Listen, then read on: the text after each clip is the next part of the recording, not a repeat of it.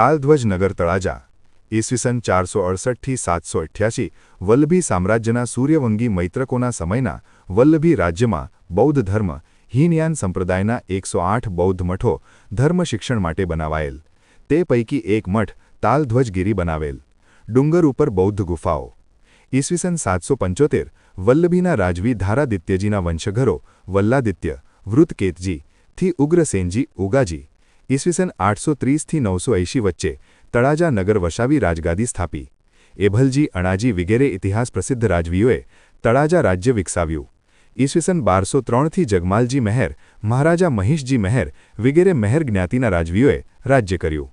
ઈસવીસન 1400 પછી તળાજા વાજા રાઠોડ રાજવીઓ જાંજમેરના રાજવીઓ હતા ત્યારે તળાજા તેની હકુમતમાં હતું. ઈસવીસન 1530 પછી પઢિયાર રાજવીઓએ તળાજા જીતી રાજ્ય સ્થાપ્યું.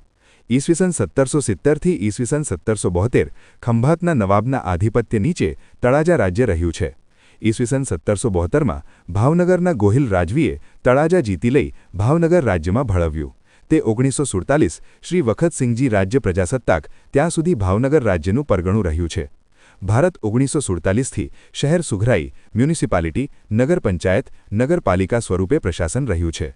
આમ ઈસવીસન 830થી વિવિધ રાજવંશો દ્વારા નગર વિકસતું રહ્યું છે. નરસિંહ મહેતાની નિશાળ એભલજીવાળા કન્યાદાન મંડપ તુલજા ભવાની મંદિર ધનેશ્વર મહાદેવ દરબારગઢ માખણીયા દરવાજો વગેરે ઐતિહાસિક સ્થળો આજે પણ મોજૂદ છે. આવા ઐતિહાસિક વિડીયો જોવા માટે અમારી ચેનલ પઢિયાર સંજયસિંહને લાઇક કોમેન્ટ કરી આપનો અભિપ્રાય આપશો. આભાર. જય માતાજી.